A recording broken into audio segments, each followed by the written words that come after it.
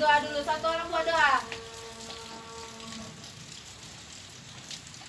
Sebelum kita memulai pembelajaran kita, baiknya kita berdoa dahulu. Mari kita berdoa. Dalam Bapa dan Putra dan Roh Kudus. Amin. Ya Bapa, berkati kami yang akan mau belajar ya Bapa, dan bimbinglah guru-guru kami yang akan mengajar kami ya Bapa. Ya Bapa, berikan kami kepandaian agar kami bisa menjawab soal-soal yang diberikan guru-guru kami kepada kami. Amin. Bapa, dan Roh Kudus. Amin. Sebelum itu Ibu mau mengabsen dulu ya. Tia, Hadir Bu. Santa, Hadir Bu. Meren, Hadir Bu. Hana, Saya Bu. Joshua, Ibu, Simbora. Ibu. Oke, semuanya hadir hari ini. Sebelum kita memulai, ada baiknya kalian merapikan tempat duduk kalian dulu. Meren selalu maju, mundur sedikit nak. Oke. Pembelajaran kita hari ini adalah mengupayakan persatuan dan kedamaian dalam keberagaman.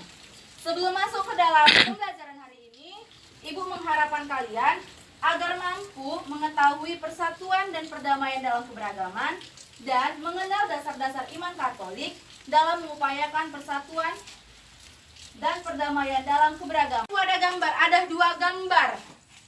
Ibu ingin kalian mengamatinya dan menyampaikan makna dari gambar tersebut. Ibu beri waktu 3 menit cukup? Cukup Bu. Oke, silahkan diamati. Dipahami dengan baik-baik. Nanti yang sudah dapat dipresentasikan ke depan ya. Ya Bu.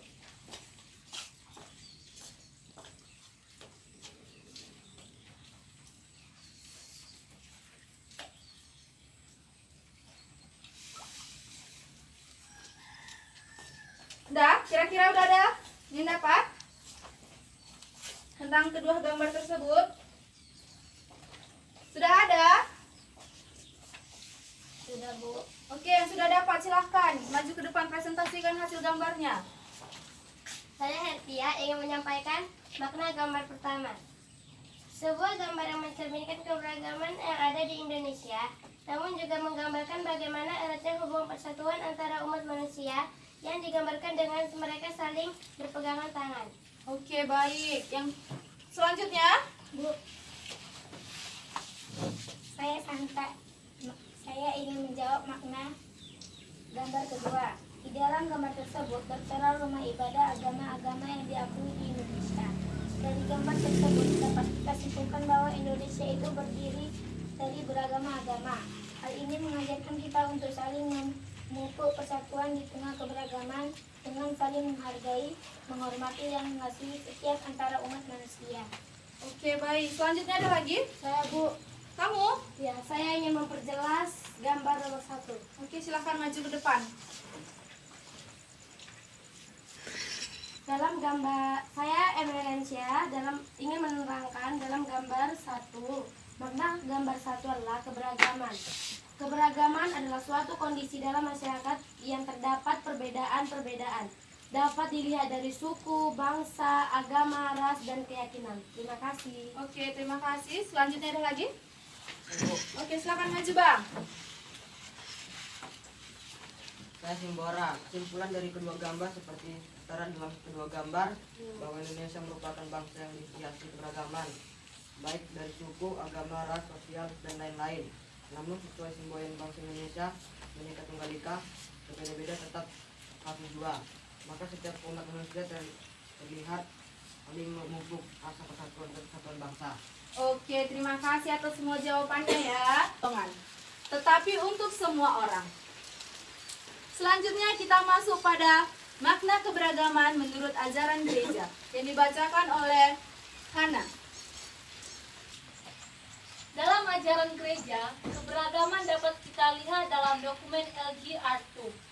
Dikatakan, adapun semua orang yang sebelum segala zaman telah dipilih oleh Bapa, telah dikenalnya dan ditentukannya sejak semula untuk menyerupai citra putranya, supaya dialah yang menjadi sulung di antara banyak saudara.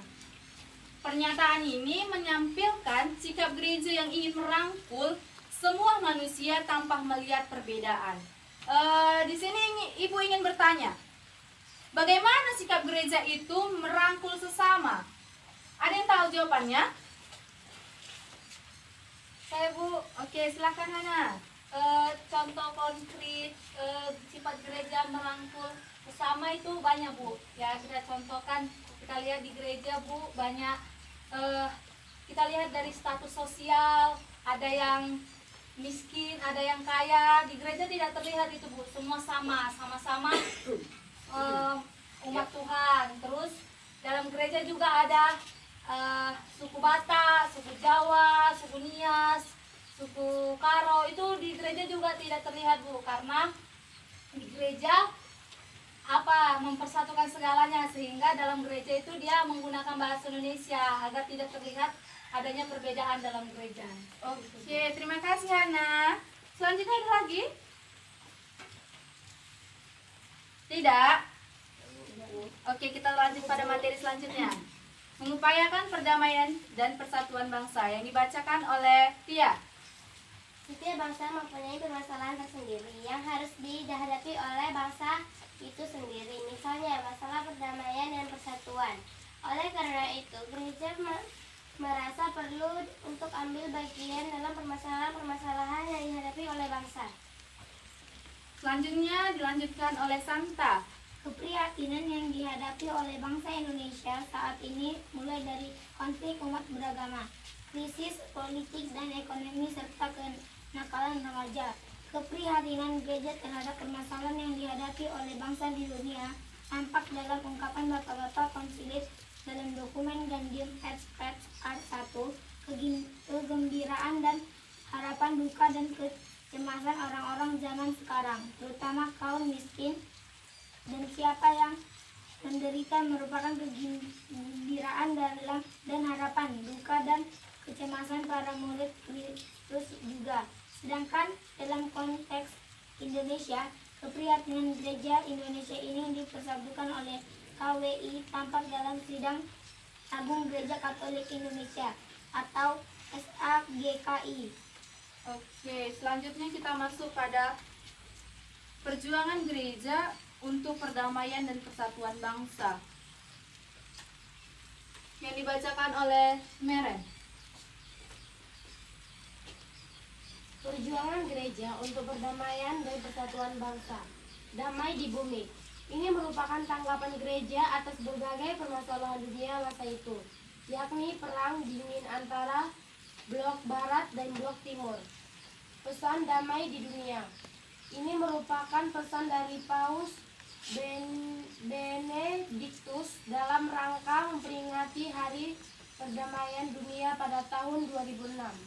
Dalam konteks Indonesia, KWI juga melalui surat-surat gembala dan nota-nota pastoral serta Komisi Keadilan, Perdamaian dan Pastoral.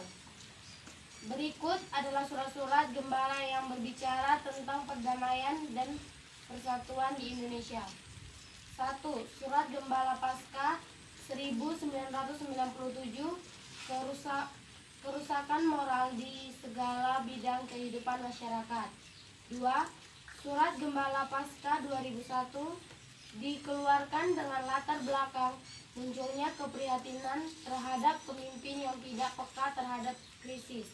3. Nota Pastoral 2003.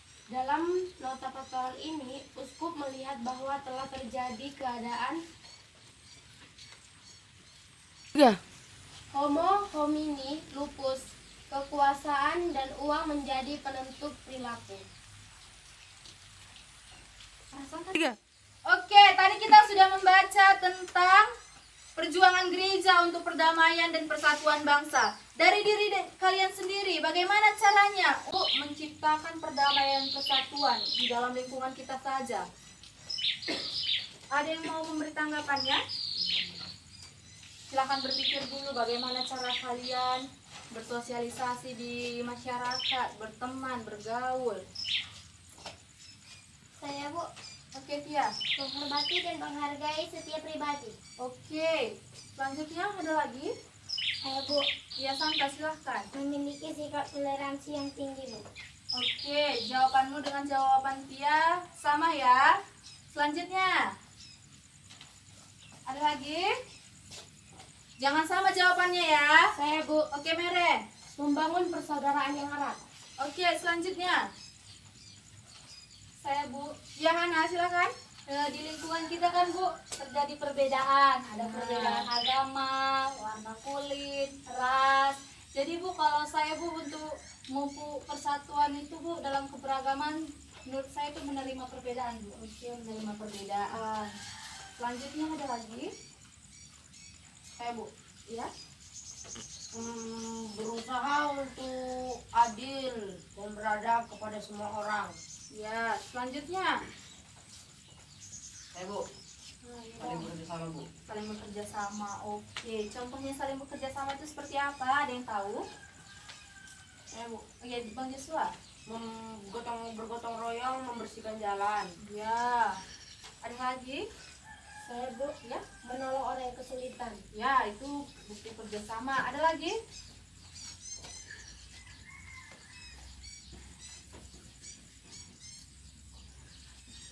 Dari contohnya tadi yang mengusahakan sikap adil dan beradab, itu bagaimana caranya? Sikap adil.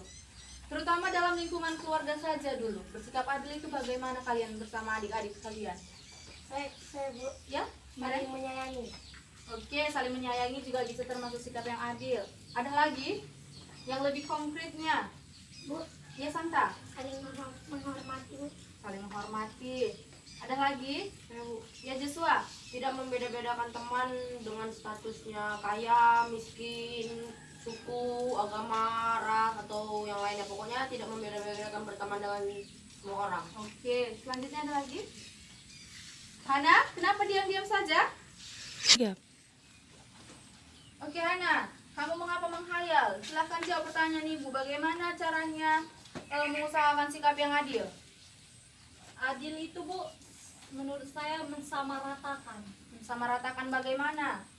Sikap mensamaratakan satu orang dengan orang yang lain. Ya kalau sama-sama salah ya sama-sama salah walaupun dia kaya atau miskin begitu, Bu. Jadi tetap adil, tetap sama rata semuanya gitu. Oke, terima kasih Hana. Selanjutnya jangan menghayal lagi ya, Nak. Ya, Bu. Selanjutnya kita masuk kepada masalah yang dapat menggoyahkan persatuan dan perdamaian. Yang pertama itu adalah terjadinya disharmonisasi. Ada yang tahu apa itu disharmonisasi? Saya, Bu, Iya, silahkan. di mana tidak ada penyesuaian atas keberagaman antara manusia, Bu. Ya, selanjutnya ada lagi yang mengerti apa itu disharmonisasi. Saya, Bu, Ya, terjadi kegagalan dalam memupuk kerukunan. ya. Selanjutnya ada lagi. Saya, Bu, Ya, Hana duluan ya Joshua. Bu, Oke. sesuai dengan Hana duluan, tadi Hana duluan tunjuk tangan. sesuai dengan yang dijelaskan sama teman-teman yang lain, Bu. Saya contoh konkretnya saja, Bu. Ya, Contoh silakan. konkret Apa itu dari contoh konkretnya? disharmonisasi. Itu, Bu, ketika misalnya dalam kelas bukan tidak satu agama, ada agama Islam, Kristen, Katolik dan lain-lain, Bu. Jadi terkadang dalam suatu situasi, Bu, kami tidak bisa melakukan yang namanya saling menghargai, di mana saling mengedepankan agama mana yang paling baik. Jadi, Bu, di situ kami saling mengejek, tidak menghargai bagaimana privasi agama satu sama lain. Jadi di situ, Bu, menurut saya terjadinya disharmonisasi antara kami karena kami tidak bisa saling menghargai agama kami masing-masing. Oke, mantap. Ada lagi tadi Joshua, apa yang mau kamu sampaikan, Bang? setuju sama Hana, Bu, sama, Bu. Oke, setuju sama Hana. Iya, yang ingin Ibu jelaskan di sini tentang disharmonisasi tadi adalah kondisi di mana kita tidak saling menghargai kepercayaan orang lain atau tidak menghargai bagaimana wujud atau rupa teman kita dalam pergaulan kita. Disharmonisasi ini dalam bahasa sehari-harinya itu tidak terjadi kesamarataan, saling mengejek satu sama lain. Kalian pernah seperti itu? Pernah, Bu. Berarti kalian sudah menggoyahkan persatuan dan perdamaian di Indonesia ini. Yang kedua, yang menggoyahkan persatuan dan perdamaian bangsa itu adalah terdapatnya Diskriminasi. Ada yang tahu diskriminasi? Saya Bu, Ya, Sonta. terdapat suatu masyarakat yang mengalami kesenjangan Bu. Kesenjangan, nakku. Oke, selanjutnya ada lagi. Joshua. Diskriminasi itu berarti tidak adil terhadap sesama dan mempertidak samakan sesama. Contohnya kalau dalam bahasa konkretnya dalam kehidupan sehari-hari, kita nggak adil terhadap kawan kita. Misalnya karena kita seagama sama kawan kita yang satu, kita lebih perhatian sama dia, sedangkan yang agama lain kita biarkan dan nggak kita pedulikan. Seperti itu, Bu. Oke, mantap. Selanjutnya ada lagi. Saya Bu, Ya, Meren. menganggap harkat dan martabat setiap orang berbeda. Ya, selanjutnya ada lagi. Hana, jangan senyum-senyum aja kamu. Kamu tahu apa artinya itu? Diskriminasi. Diskriminasi itu Bu, suatu perbuatan bisa dilakukan dalam masyarakat, dalam lingkungan. Itu diskriminasi itu perbuatan kita seperti yang dikatakan sama saudara Joshua tadi Bu, tidak mensamaratakan dalam arti misalnya di dalam lingkungan itu ada yang miskin dan kaya, ya kan Bu? Ya. Jadi misalnya ada suatu event acara, tapi pemimpinnya hanya mengundang masyarakat yang kaya, yang miskin tidak diundang. Nah itu Bu, menurut saya termasuk contoh dari diskriminasi. Oke. Bahasan kita sudah selesai. Ada yang ingin bertanya? Ada yang belum mengerti tentang materi kita hari ini? Saya Bu, Ya, silakan Hana. saya bukan agak sedikit penasaran Bu tentang keberagaman ini. Ya. Jadi misalnya ada kasus seperti ini, kita di suatu lingkungan berteman dengan orang baru. Orang baru itu Bu, mohon maaf ya Bu, dia repetisi. Dia apa Bu? Ngomongnya Bu, dia tidak bisa berbicara.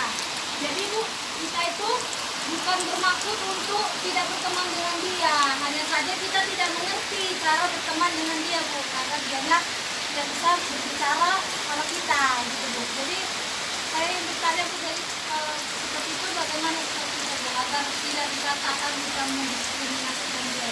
Oh, caranya bagaimana sikap kita supaya bisa berteman dengan dia, atau bagaimana sikap kita untuk menghargai dia? Contohnya, cara menghargainya yang bisa kalian lakukan. Satu, jika kalian memang tidak mengerti apa bahasa yang disampaikannya, kalian ingin ngomong sama dia, bisa minta terjemahan dari ibunya.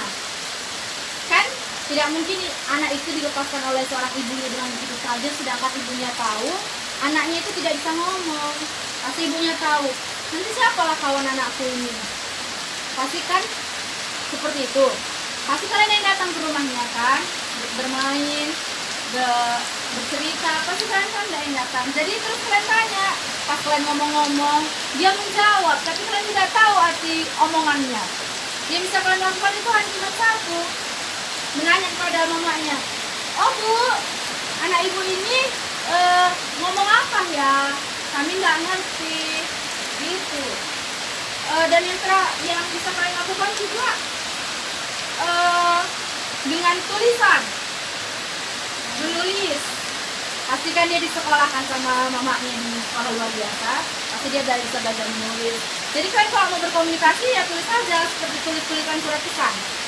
Nanti di sini nulis, kamu sampaikan, silakan ditulis apa yang mau kamu bilang. Seperti itu. Nah, ada lagi yang bertanya tentang keberagaman?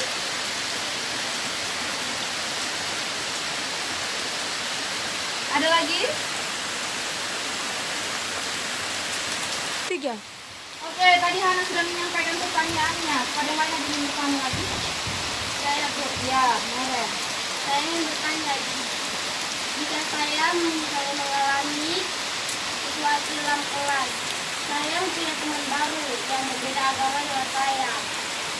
Tapi saya ingin berteman dengan teman baru saya ini. Tapi teman baru saya ini tidak ingin berteman dengan saya karena perbedaan agama. Apa yang harus saya lakukan Bu? yang bisa kamu lakukan. Satu, menunjukkan sikap cinta kamu terhadap dia. Misalnya ketika dia tidak punya pulpen di sekolah, saat kalian menulis atau pulpennya tiba-tiba habis, kamu harus menunjukkan kasih kepada dia. Biarpun dia tidak meminjam di uang padamu, tapi kamu masih, ini saya punya pulpen, kamu boleh pakai. Itu cara paling gampangnya. Yang kedua, meskipun dia tetap misalnya mengejekmu, menghinamu tentang agamamu, ya kamu diam saja. Tunjukkan bagaimana sikap Tuhan Yesus itu tidak membedakan perbedaan. Tetap terima dia, tetap sayangi dia, tetap cintai dianya. Oke, masih ada yang ingin bertanya? Sudah jelas, Bu? Oke, sudah jelas. Kalau sudah jelas, Ibu akan membuat kelompok. Ibu yang buat kelompok atau kalian sendiri? Yang dekat aja, Bu. Oke, kalian pilih saja ya. Ini kelompok 1, kelompok 2, kelompok 3. Di sini Ibu sudah ada soalnya. Kalian tinggal menjawab di sini. Oke? Ini tugas kelompok 1. Dibentuk kelompoknya, dibentukkan di belakang dan bisa. Bentuk kelompoknya. Ini tugas kelompok 1.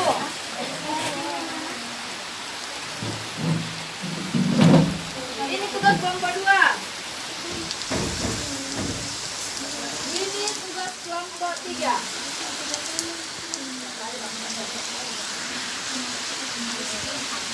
Ini bahan untuk kalian bisa menjawab soalnya ya.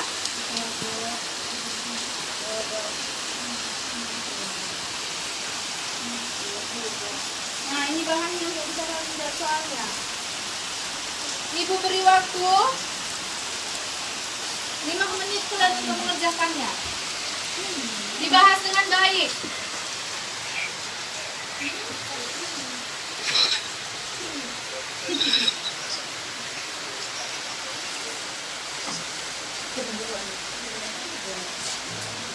Ya, dibahas Joshua sama Simbora.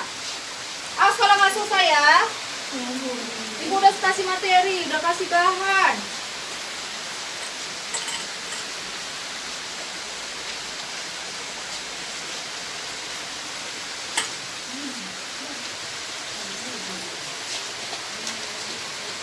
Ya. Ini diskriminasi, ini disharmonisasi. Punya kalian tentang disharmonisasi. Tadi kayaknya sudah kita bahas apa itu disharmonisasi kan? Punya kalian apa? Ada yang sulit? Iya. Iya, Bu. Ini dari bagian ini, semua bagian-bagian ini. Hah? Ini perjuangan gereja tadi sudah kita bahas. Kamu kemana aja, Hana? Baca ya bukunya.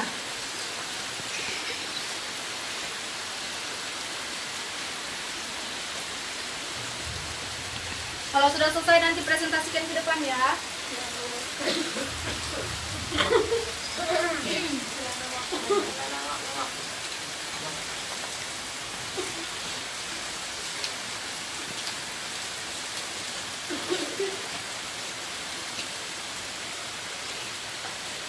Meren jangan bermain-main, Meren. Dikerjakan. Serius seperti orang si Santa dengan setia.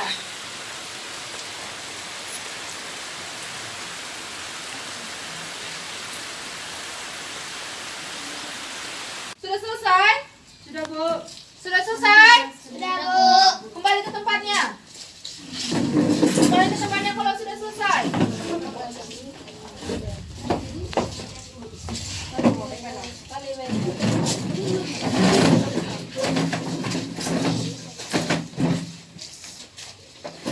Kelompok siapa duluan yang ingin mempresentasikan? Bu, ya kelompok 1. Kami dari kelompok Simon Petrus ingin menyampaikan hasil diskusi kami. 1. Sebutkan dalam kitab suci yang menjelaskan tentang keberagaman. Jawabannya dapat kita temukan dalam Yohanes 4 ayat 1 sampai 42. Percakapan Yesus dengan perempuan Samaria. 2. Sebutkan keberagaman dalam dokumen LG Art 2. Dalam LG Art 2 dikatakan, adapun semua orang yang sebelum segala zaman telah dipilih oleh Bapa, dialah yang menjadi disulung di antara banyak saudara. Sudah? Oke, bagus. Selanjutnya kelompok siapa yang ingin mempresentasikan? Kami dari kelompok Yudas Iskariot akan mempresentasikan hasil diskusi kami. Hasil diskusi kami yang pertama adalah bagaimana cara untuk mengupayakan perdamaian dan persatuan. Jawabannya adalah dengan cara menghormati dan menghargai setiap pribadi. Yang kedua, memiliki sikap toleransi yang tinggi. Dan yang ketiga, menerima perbedaan antara sesama. Pertanyaan yang kedua, sebutkan dan jelaskan perjuangan gereja untuk perdamaian dan persatuan bangsa. Menurut hasil diskusi kami, perjuangan gereja untuk perdamaian dan persatuan bangsa dicerminkan dengan beberapa hal. Yang pertama, Pacem in Terris atau damai di bumi. Ini dikeluarkan oleh Paus Yohanes Paulus II pada tahun 1963. Perhatikan teman-temannya ya. Tanggapan gereja atas berbagai permasalahan dunia pada masa itu, yakni perang dingin antara blok barat dan blok timur. Yang kedua ada Populorum Progressio atau perkembangan bangsa-bangsa. Ini merupakan tanggapan gereja terhadap perkembangan bangsa-bangsa dalam kaitannya dengan perang dingin antara blok barat dan blok timur, sama dengan Pacem in Terris. Namun Populorum Progressio dikeluarkan oleh Paus Paulus VI pada tahun 1967. Yang ketiga ada pesan damai di dunia. Pesan damai di dunia ini merupakan pesan Paus Benediktus dalam rangka memperingati Hari Perdamaian Dunia pada tahun 2006. Yang keempat ada Dewan Kepausan untuk Keadilan dan Perdamaian. Selain melalui berbagai dokumen, gereja juga memperjuangkan perdamaian dan persatuan bangsa melalui Dewan Kepausan untuk Keadilan dan Perdamaian. Dewan ini dibentuk atas desakan Paus Paulus VI. Sekian dari hasil diskusi kami, kurang lebih kami mohon maaf. Terima kasih. Oke, silakan duduk. Selanjutnya kelompok 3 atau kelompok Andrea, silakan maju.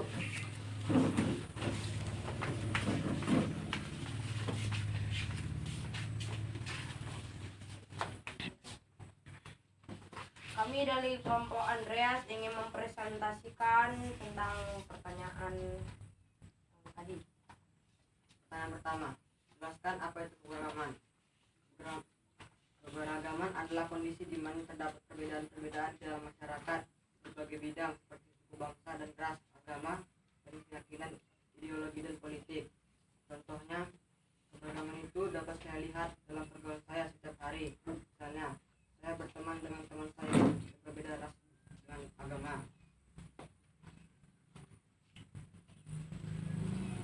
Soal nomor 2. Masalah apa saja yang dapat menggoyahkan persatuan dan perdamaian? Terjadi disharmonisasi, di mana tidak ada penyesuaian atas keberagaman antara manusia. Terjadi diskriminasi pada suatu masyarakat. Contoh dari disharmonisasi itu ialah kita tidak saling menghargai terhadap agama yang lain atau suku yang lain, tidak saling mengejek mereka, tidak toleransi akan kepercayaan mereka, dan sering menganggap remeh agama mereka. Dan contoh dari diskriminasi itu adalah ketidakadilan terhadap makhluk sosial yang lain.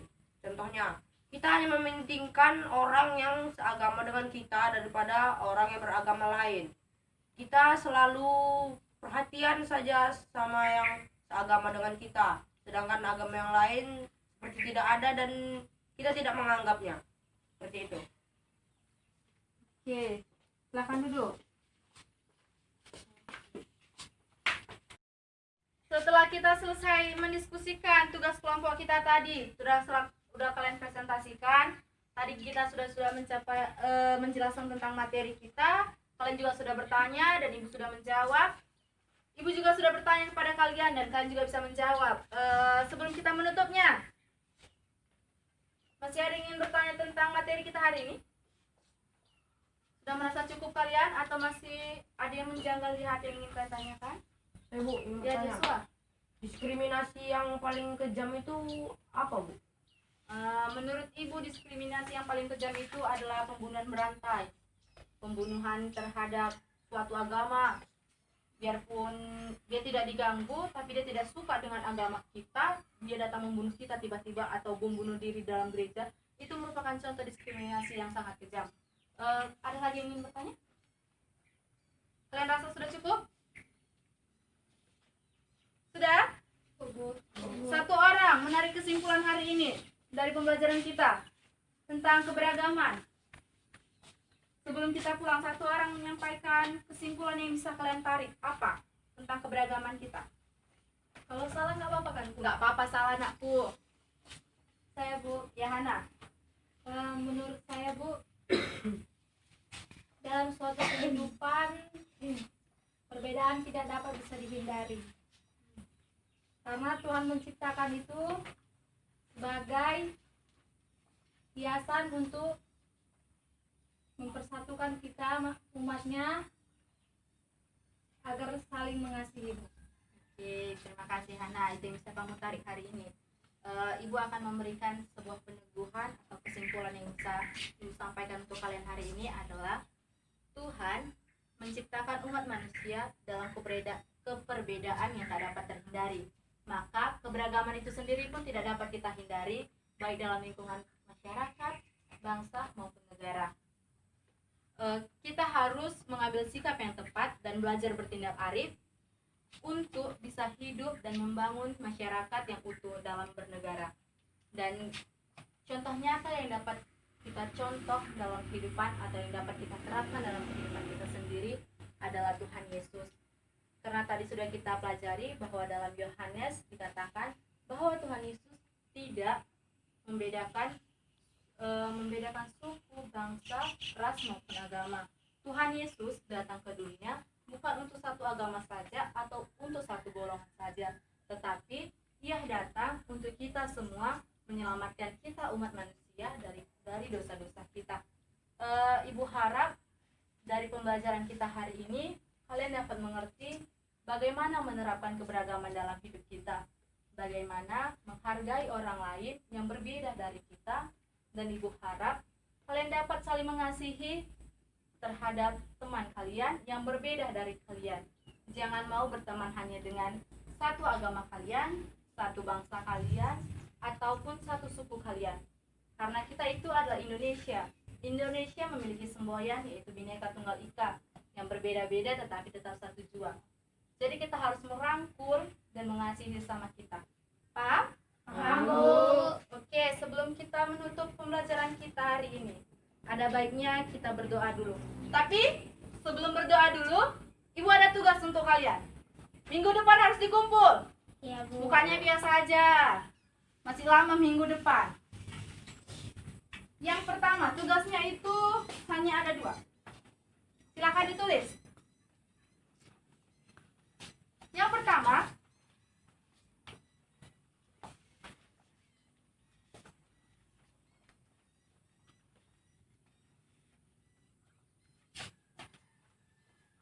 siapkan dulu. Yang pertama adalah tuliskan refleksimu tentang keberagaman dalam masyarakat. Sudah? Tuliskan refleksimu tentang keberagaman dalam masyarakat sebagai suatu anugerah dari Tuhan yang perlu disyukuri dan dipraktikkan dalam kehidupan sehari-hari. Yang kedua, tulislah doa syukur untuk bangsa Indonesia yang telah dianugerahi keanekaragaman suku, budaya, agama. Sudah? Sudah, Bu. Oke, jangan lupa minggu depan dikumpul ya. Ya, Bu. Harus siap, jangan tidak siap. Ya, Bu. Satu orang pimpin doa kita biar pulang, nakku.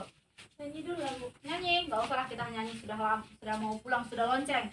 Nanti kan tidak sempat keluar main. Sebelum kita berdoa, sebelum kita pulang, mari kita berdoa. Berdoa dimulai. Tuhan, terima kasih Tuhan, kami telah mendengarkan semua kerja-kerja guru kami Tuhan. Semoga guru kami Tuhan sehat-sehat selalu ya Tuhan. Kami juga pulang Tuhan. Lindungilah kami di perjalanan Tuhan, agar sampai ke waktu Tuhan. Amin. Dalam nama Bapa dan Putra dan Roh Kudus. Amin. Selamat siang semuanya. Siang, Bu.